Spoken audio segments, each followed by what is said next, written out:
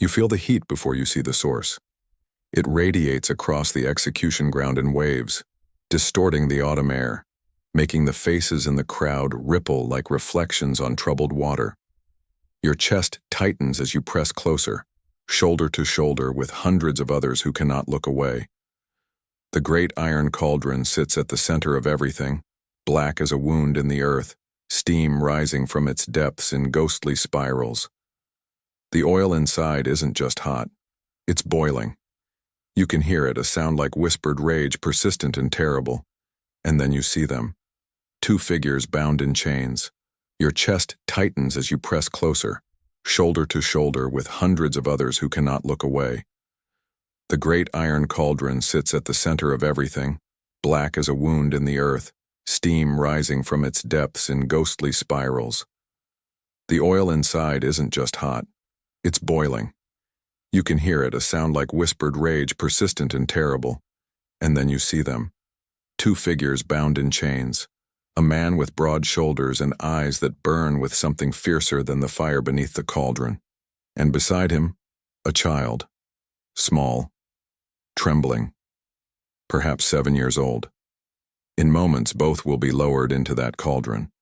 What happens next will be so shocking, so brutally tender, that witnesses will carry it to their graves, and historians will debate its meaning for centuries. Before we descend into this story, I'd love to know where in the world you're watching from.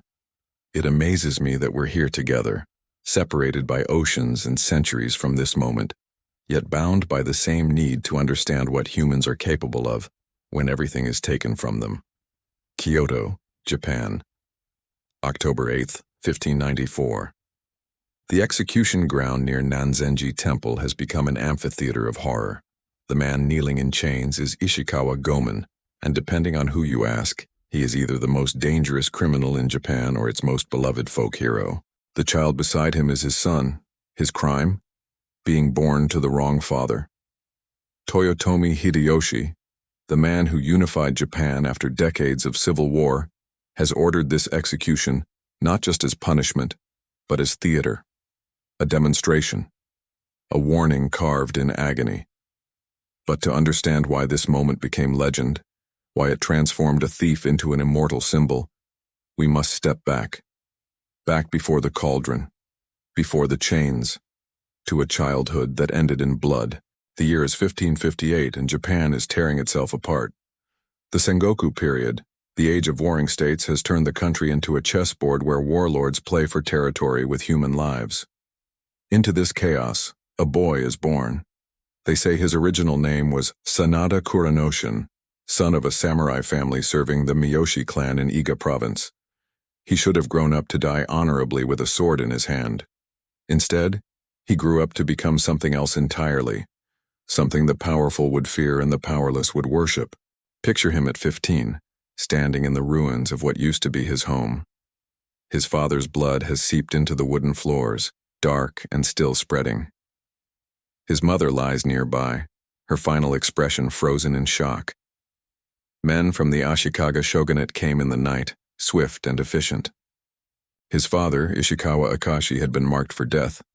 His crime nothing more than backing the wrong faction in a political war where allegiances shifted like smoke.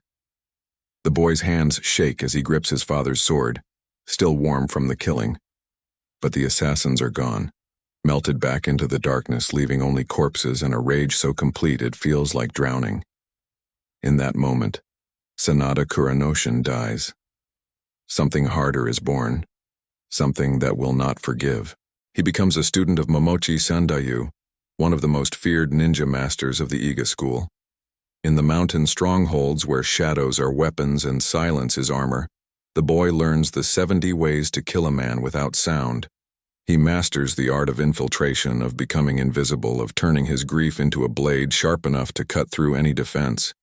But even in this world of discipline and death, his heart betrays him. He falls in love with one of his master's concubines, a woman whose name history forgot to write down, but whose beauty must have been worth dying for. When Momochi discovers the affair, there can be only one response. The boy steals a sword of legendary craftsmanship from his master and vanishes into the mists of Japan. He is now Nukanen, a runaway ninja, a man without honor or home. And from those mists emerges Ishikawa Gomen, a name that will become a prayer on the lips of the poor and a curse on the lips of the rich. The Kansai region in the 1580s is a study in grotesque inequality. While peasants scrape by on handfuls of rice, merchant princes accumulate gold like dragons hoarding treasure. Buddhist temples overflow with wealth donated by the guilty rich, trying to buy their way into paradise. And into this world of extremes comes Gomen with a different kind of theology. Imagine a moonless night in Osaka, 1580. A merchant's mansion lies silent under the stars. Inside, the owner dreams of expanding trade routes and profit margins, surrounded by silk and gold. He doesn't hear the footsteps on his roof, doesn't see the shadow that detaches itself from darkness and flows through his window like smoke given form. He only awakens when cold steel touches his throat, and he looks up into eyes that contain all the fury of the dispossessed. But this isn't simple robbery, it's redistribution. By dawn, the merchant's strongboxes are empty, and in the villages outside Osaka, mysterious gifts begin to appear. A bag of rice on a widow's doorstep, silver coins pressed into a beggar's palm, medicine for a dying child, paid for with gold bearing the merchant's personal seal. This is how legends are born, not in grand halls but in quiet moments of kindness that follow acts of defiance. Gomen and his band of followers become ghosts in the night, striking at the wealthy, redistributing their treasures to those with nothing. Children grow up hearing stories of the noble thief who robs from the rich to give to the poor. In their imaginations, Gomen becomes more than human, a force of nature, a champion. But legends are dangerous things. They attract attention from those who prefer injustice to remain undisturbed. While Gomen builds his reputation in shadow, another man rises in daylight. Toyotomi Hideyoshi, born to a peasant family so poor they had nothing to lose, has clawed his way to the pinnacle of power. By the 1590s, he rules a Japan finally at peace after generations of war. He is the great unifier, the man who ended the Sengoku period through a combination of military genius and ruthless diplomacy. But peace, Hideyoshi understands, requires more than victory. It requires the elimination of all disorder, all challenges to authority. And in the shadows of his new order, Ishikawa Gomen represents everything he seeks to destroy. The two men are mirror images, both born to nothing, both risen through sheer will. But their paths diverge in ways that will prove fatal. The confrontation becomes inevitable when Gomen's wife, Otaki, is killed by Hideyoshi's agents. Some say she died protecting their son from capture. Others claim she was executed as leverage to draw Gomen out. What matters is the rage it kindles. The man who was content to steal from the wealthy now thirsts for something more primal. Revenge. Fushimi Castle, Kyoto. September 1594. The castle sits like a crown jewel on the hill, its white walls gleaming in moonlight. Inside these walls, protected by layers of elite guards, Toyotomi Hideyoshi sleeps. But Gomen has spent decades perfecting the impossible. He moves through the castle like water finding cracks, his training serving him perfectly. Past outer guards, through maze-like corridors, upstairs leading to the private chambers of the man who rules Japan. The room is surprisingly simple for such power. Hideyoshi lies on his futon, breathing deep and regular. In sleep, he looks almost innocent. A small man with weathered features, nothing suggesting the iron will that reshaped a nation. Gomen draws his blade, the stolen sword that has been his companion for 30 years. The steel catches moonlight and seems to glow. One thrust, and the tyrant dies. Japan will be free. Otaki will be avenged. But as he raises the weapon, his foot catches a small table. A bronze bell placed there as decoration tumbles to the floor with a sound like thunder and silence. The effect is immediate and catastrophic. Guards pour from hidden alcoves, swords already drawn. Hideyoshi bolts upright, eyes wide but already calculating.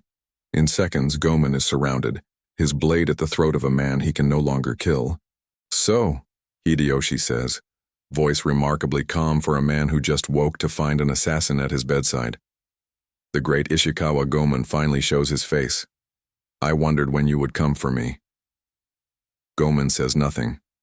There is nothing to say. He has failed. And failure means death. But not just death, something worse. The trial is swift and predetermined. Gomen stands before Hideyoshi in the great hall, hands bound, head held high. Around them, court officials and commanders watch with hungry eyes, knowing they're witnessing history. Hideyoshi studies the man who tried to kill him with something that might almost be admiration. Here, after all, is a worthy enemy. Ishikawa Gomen, Hideyoshi announces, voice carrying to every corner. You stand accused of theft, banditry, and attempted assassination. How do you answer? Gomen's response becomes legend. Looking directly into Hideyoshi's eyes, he speaks not as a criminal begging mercy, but as a man who has lived by his own code and is prepared to die by it. I am guilty of all you have named. I have stolen from the rich to give to the poor. I have defied laws that grind the weak beneath powerful heels. And yes, I tried to kill you because you are a tyrant who forgot that power exists to serve people, not dominate them. The court erupts in shocked murmurs. No one speaks to Hideyoshi like this, but Gomen isn't finished. If these are crimes, then I am proud to be a criminal. If defying injustice is treason, then I am happy to be a traitor. Do what you will with me, but know that others will follow. The poor will always need champions, and tyrants will always breed rebellion. Hideyoshi's face remains stone, but those who know him see fury building behind his eyes. This isn't just defiance, it's a direct challenge to everything he built. You speak of justice, Hideyoshi replies, voice dangerously quiet. But justice requires order, and order requires consequences. You have lived by violence, Ishikawa Gomen. Now you will die by it. The sentence is so shocking even hardened courtiers gasp. Death by boiling, a punishment so rare, so terrible, it's reserved for only the most heinous crimes. But Hideyoshi isn't finished. And since you claim to be a champion of the people, let us see how much you truly love them. Your son will share your fate. He will die as you die, slowly and in agony, so all who witness will understand the price of defying rightful order. Now finally, Gomen's composure cracks. His son, his innocent boy who has done nothing but bear his father's name, will die for his crimes. The pain crossing Gomen's face is worse than any physical torture. The boy is blameless, he says, voice breaking for the first time. Kill me as you will, but spare the child. But Hideyoshi is implacable. The child is your child. He carries your blood, your name, your legacy of defiance. Japan will be better without both of you. The night before execution, Gomen sits in his cell with his son pressed against his side. The boy doesn't fully understand what's coming, but he feels his father's anguish like a physical weight. Papa, the child whispers, are we going to die tomorrow? How do you explain to a 7-year-old that he will die for sins he never committed? Gomen believes in truth, even when it's terrible. Yes, he says finally, we are going to die tomorrow. The boy processes this with the strange calm children sometimes show facing incomprehensible disaster. Will it hurt? Gomen closes his eyes, fighting tears. Yes, it will hurt. Will you be with me? Yes, Gomen promises, pulling his son closer. I will be with you. I will hold you and I will not let go no matter what happens. Gomen spends the rest of the night composing his death poem, a tradition allowing condemned men one final statement. When finished, it's both confession and prophecy. Though you may boil a thief's body, you cannot boil away his spirit. Thieves will always exist as long as there are rich and poor. It speaks not just to his fate, but to the eternal struggle between powerful and powerless, rulers and ruled. Dawn comes too quickly and not quickly enough.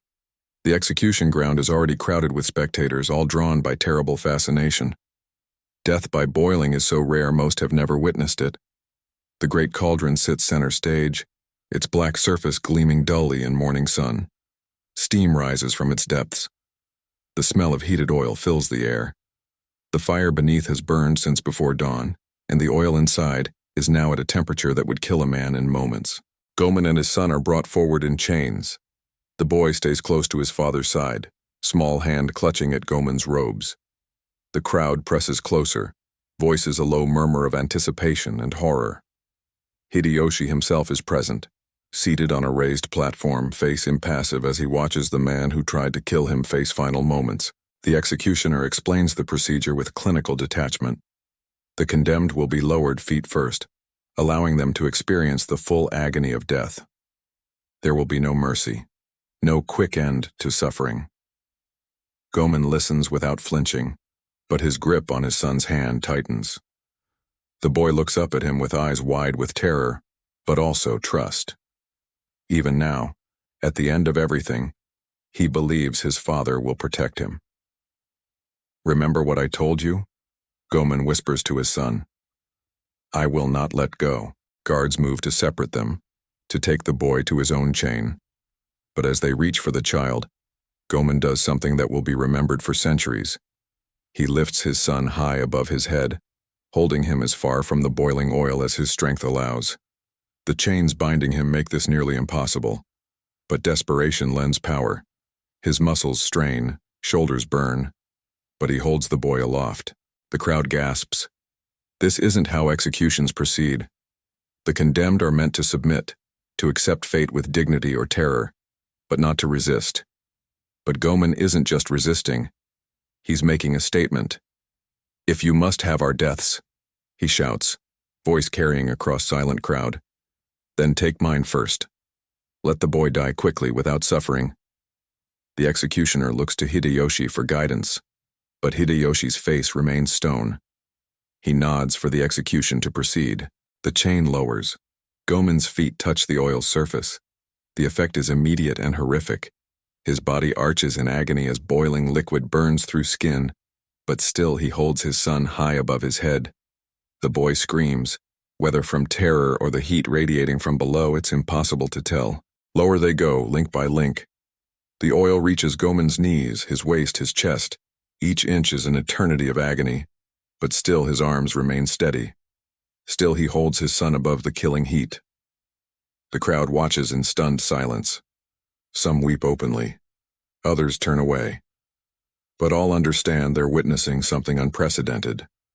A father's love made manifest in the most extreme circumstances imaginable. As the oil reaches Goman's neck, his strength finally begins to fail. His arms tremble. The boy begins to slip. But instead of letting his son fall into the boiling cauldron, Goman does something that will haunt witnesses for the rest of their lives. He plunges the child down into the oil with him, driving him deep beneath the surface in one swift, merciful motion. The boy's scream cuts short as boiling liquid closes over his head, killing him instantly instead of slowly. Then Goman lifts his son's body high above his head once more, holding it like a banner of defiance as his own life ebbs away. Even as the oil destroys his body, even as death claims him, he maintains his grip on the child he couldn't save, but could at least spare from prolonged agony. The last image the crowd sees is Goman's face, burned and dying, but still defiant, his eyes fixed on Hideyoshi with concentrated hatred, so intense witnesses will claim they felt the temperature drop. Then he sinks beneath the surface, taking his son with him, and the terrible spectacle is over. The execution was meant to be a demonstration, a warning so terrible it would crush any thoughts of rebellion. Instead, it became something else entirely. The image of a father sacrificing everything to protect his child, even in death's face, resonated with common people in ways Hideyoshi never anticipated. Far from destroying Goman's legacy, the execution transformed him from notorious bandit into folk hero of mythic proportions. The story spread across Japan like wildfire, growing in the telling. Goman became not just a man but a symbol, the embodiment of resistance to tyranny, of love for family, of the eternal struggle between powerful and powerless. His death poem, smuggled from prison, became an anthem for the dispossessed. In years that followed, other thieves and rebels would claim his name, carrying on his legacy. Authorities would capture and execute these pretenders, but it didn't matter. The idea of Goman had become more powerful than the man himself.